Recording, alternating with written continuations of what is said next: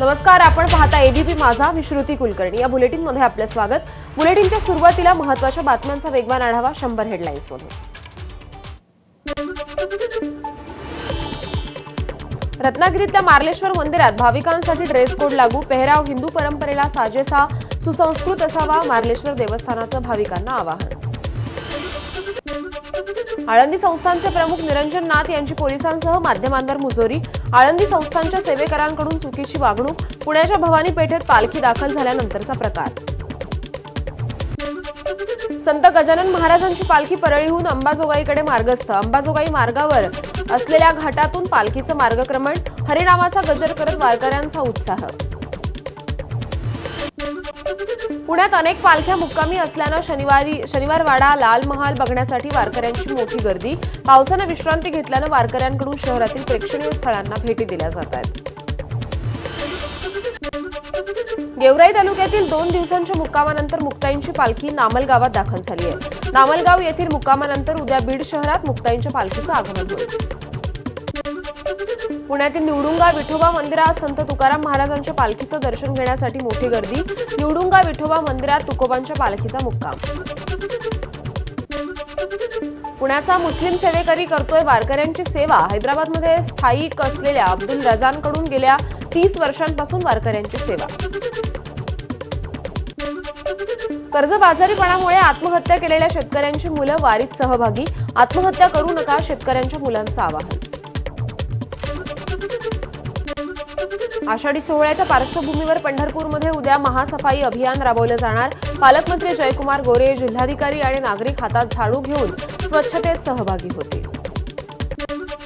2 दिवस कोसळलेल्या मुसळधार पावसामुळे रायगड जिल्ह्यातील धबधबे प्रवाहित झालेत. महाडमधील केंबुर्ली, मांडले तर सुधागड तालुक्यातील विठ्ठलवाडी धबधबा पर्यटकांसाठी खुला.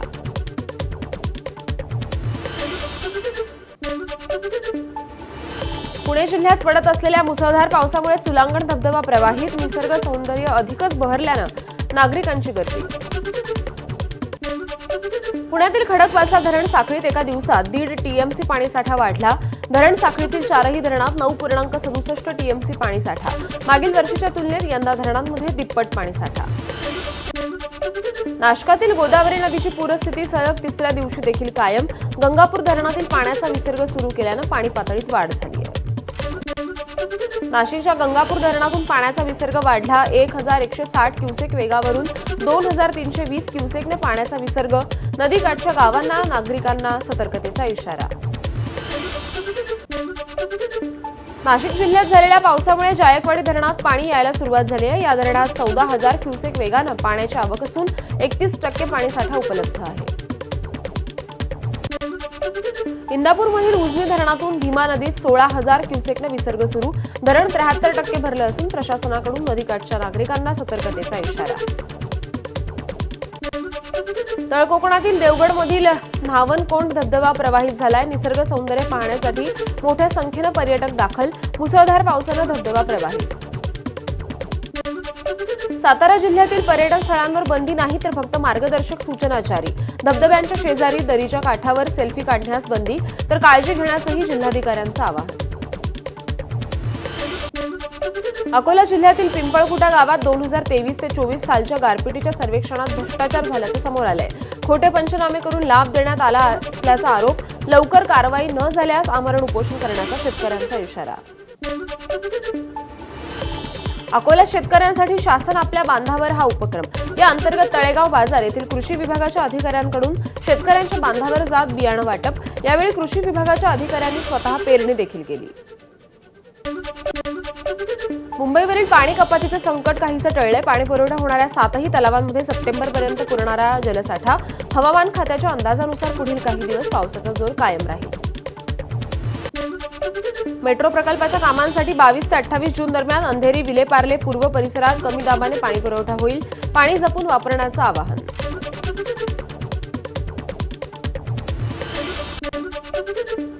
नाशिक शहरात आज सकाळी 9 ते सायंकाळी 6 पर्यंत पाणीपुरवठा बंद राहील. जलशुद्धीकरण केंद्रातील कामांसाठी हा निर्णय घेण्यात आलाय. रविवारी कमी दाबानं पाणी येईल.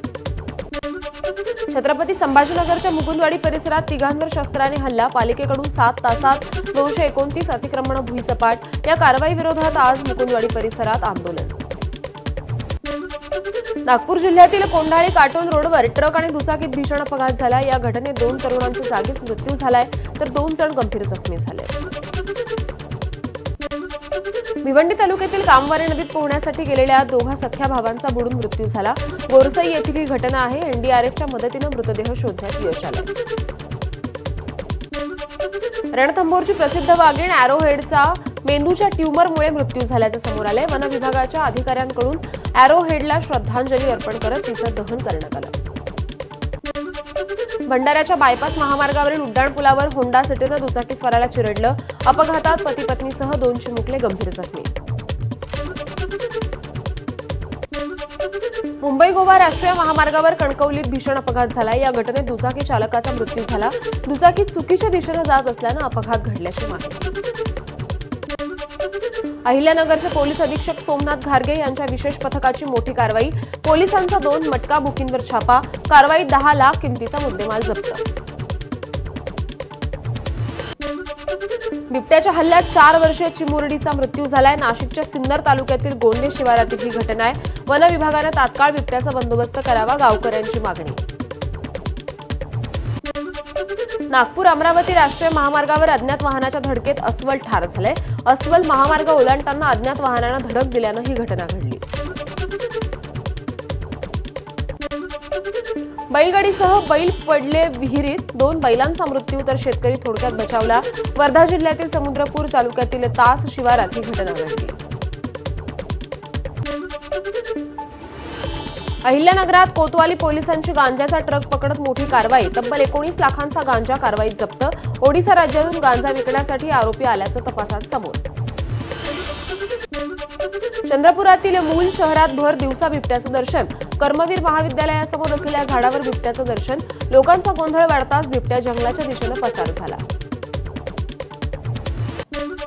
अकोल्यात बोगस डॉक्टरचा पर्दाफाश। बोगस डॉक्टरकडे कोणतीही डिग्री आणि नोंदणी नव्हती। जुने शहर भागात बोगस डॉक्टर दवाखाना उघडून उपचार करत होता। अकोल्यात विद्युत तार चोरी प्रकरणात 5 जणांना अटक करण्यात आली आहे। आरोपींकडून 4 गुन्ह्यांचा छडा लावण्यात अकोला पोलिसांना यश। गुन्ह्यांचा उलगडा करत 11 लाखांचा मुद्देमाल पोलिसांकडून हस्तगत।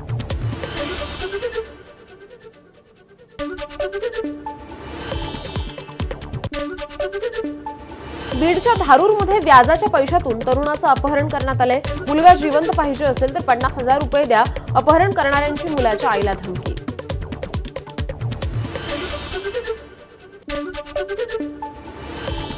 निवडणूक झाल्यानंतर 45 दिवसात सर्व फुटेज नष्ट होणार। केंद्रीय निवडणूक आयोगाचा मोठा निर्णय। फुटेजचा गैरवापर करून चुकीची माहिती पसरवल्याची आयोगाला शंका।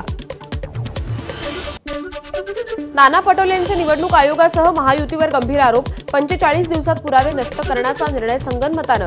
पंजाब हरियाणा हायकोर्टाच्या निर्णयानंतर तात्काळ निर्णय, पटोलेंचा आरोप। काँग्रेसला काहीही झालं तरी रडायची सवय आहे। नाना पटोलेंनी अभ्यास केला पाहिजे। भाजप नेते आशिष शेलारांचं पटोलेंना प्रत्युत्तर। ठाकरेंच्या शिवसेनेचं मुखपत्र सामनामधून शिंदेंवर जोरदार निशाणा। मंत्रिमंडळात लिंबू मिरच्या टाचण्या कवट्यांना महत्व आलंय। ज्यांचं मीठ खाल्लं त्यांनाच गाडण्याची भाषा शिंदे करतायत। सामनातून हल्लाबोल। अजितदादांनी राज्याचं सारथ्य करावं हेच पांडुरंगाकडे साकडं। आता काय राजकीय उलथापालथ होईल ती त्यांचीच मर्जी। अमोल मिटकरींच्या वक्तव्यानं चर्चांना उधाण। मुंबई बँकेवरील नियुक्ती राजकीय नजरेतून बघू नका, संचालक तेजस्वी घोसाळकर यांचं निवेदन। पक्षाचे जोडे बाहेर ठेवून काम करणं हाच खरा सहकार धर्म, घोसाळकरांचं विधान।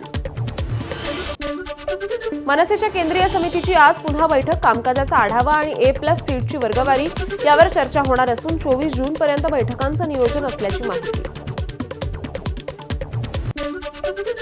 दिलेला एकही शब्द सरकार फिरवणार नाही। कर्जमाफीवरून मुख्यमंत्री फडणवीसांचं महत्त्वाचं विधान। योग्य वेळी कर्जमाफीचाही निर्णय घेऊ, फडणवीसांची माहिती। आळंदीत एकही कत्तलखाना होऊ देणार नाही। मुख्यमंत्री फडणवीसांचं महत्त्वाचं विधान। मी स्वतः कत्तलखान्याचं आरक्षण वगळण्याचे आदेश दिले आहेत, फडणवीसांची माहिती। कोल्हापूर जिल्ह्यातील हुपरीत ईडीची धाड। बड्या चांदी व्यावसायिकाच्या कार्यालयात तब्बल 15 तास चौकशी। निधी बँकेशी संबंधित असलेल्या व्यक्तीची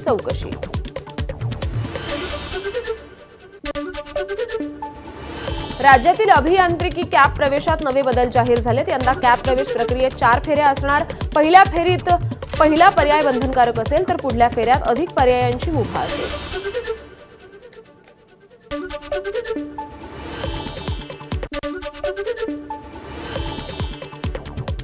अर्ज करणार असाल तर आधार क्रमांक असतो।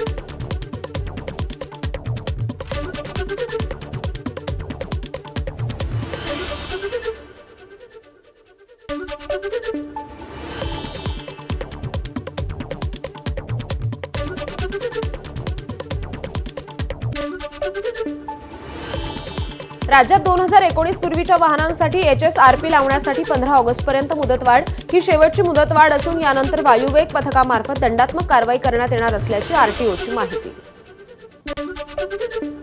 लोकल ट्रेनमधून पडून दररोज 10 लोक मरतात हे चिंताजनक। मुंबई उच्च न्यायालयानं रेल्वेचा समाचार घेतला।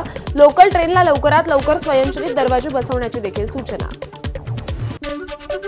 पिंपरी स्वारगेट मेट्रो मार्गावरील खडकी स्थानक आजपासून प्रवासी सेवेत। रेल्वे आणि मेट्रो एकत्रित झाल्यानं नागरिकांचा प्रवास आणखी सुखकर होईल।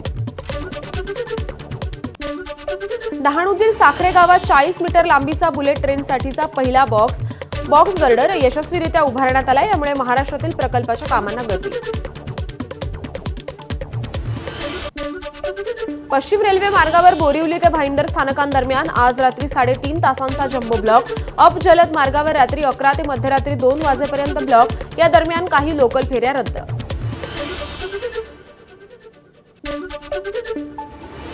मध्य रेल्वेवर उद्या मेगा ब्लॉक। रविवारी सकाळी 11:05 ते दुपारी 3:55 पर्यंत मेगा ब्लॉक असेल। माटुंगा, मुलुंड अप आणि डाऊन धीम्या मार्गावर ब्लॉक घेण्यात येईल।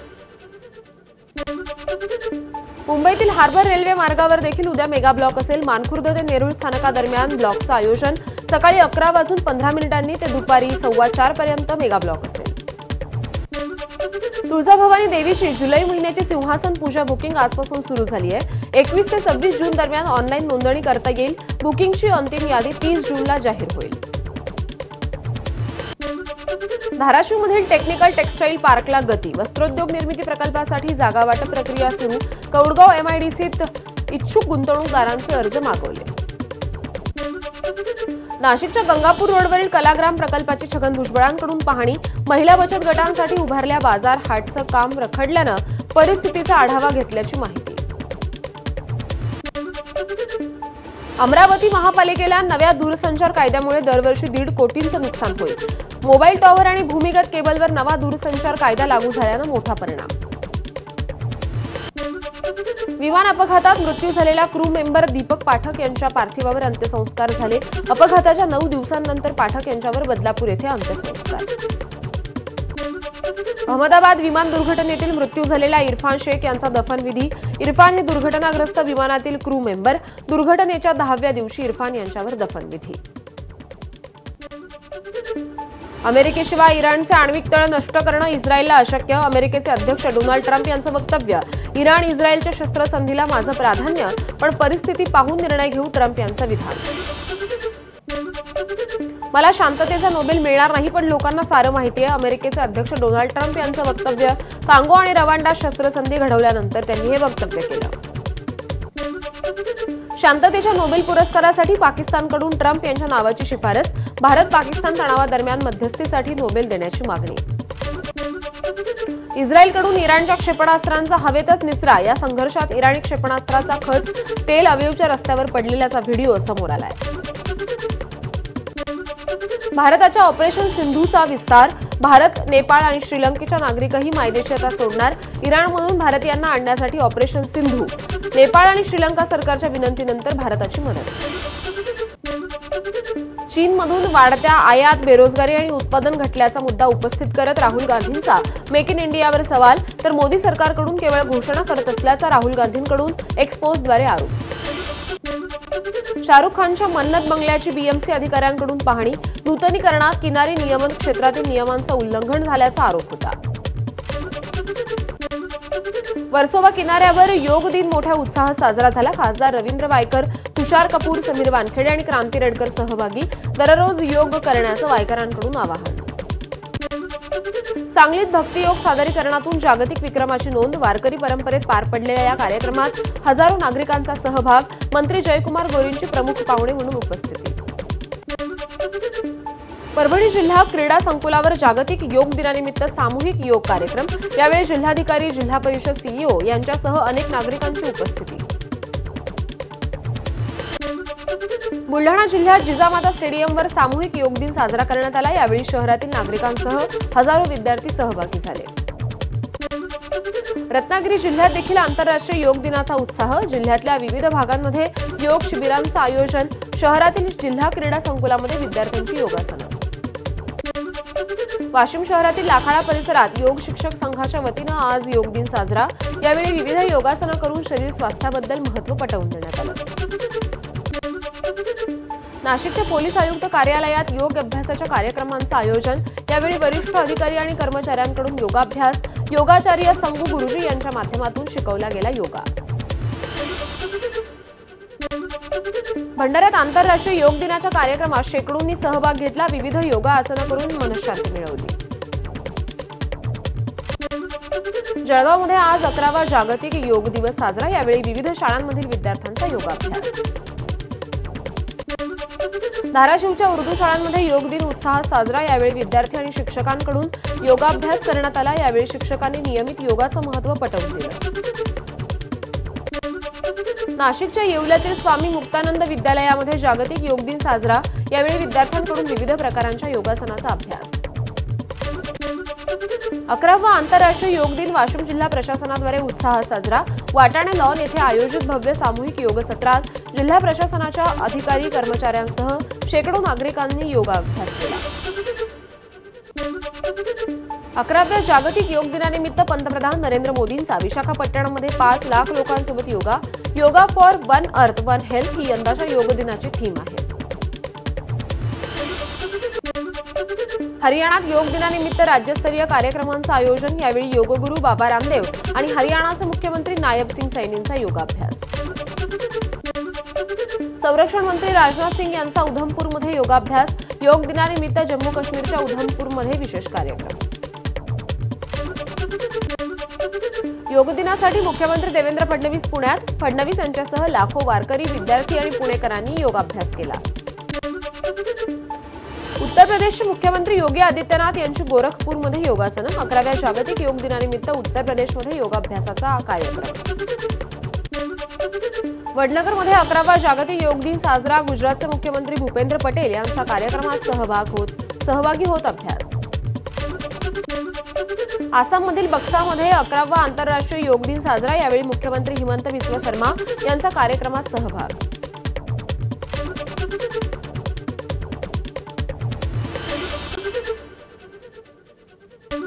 आणि बातम्यांचा वेगवान आढावा पूर्ण झाला. यासोबतच या बुलेटिनमध्ये एक ब्रेक घेतोय. बघत रहा एबीपी माझा.